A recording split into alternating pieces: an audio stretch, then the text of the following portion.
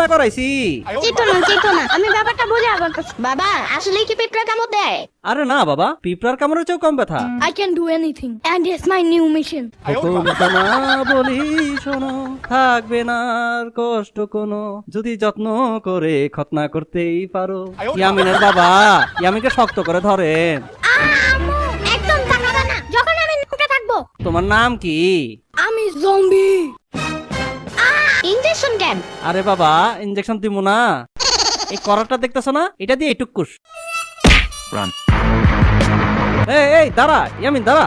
আরে ইয়ামিন দাঁড়া দাঁড়া। বাবা শোনা, তুমি নামে পড়ো, তোমারে মুসলমানি করাবো না। না ভাই, কাটবো না, খালি চামড়ার সিনেমা আর কি। ইয়ামিন তুমি যদি মুসলমানি না করো তাহলে তুমি বড় হইতে পারবে না আর বিয়েও করতে পারবে না। না আমি মুসলমানি করবো না। দুঃখ পাবো। না বাবা, তুমি নামো। না উনি ইনজেকশন দিব।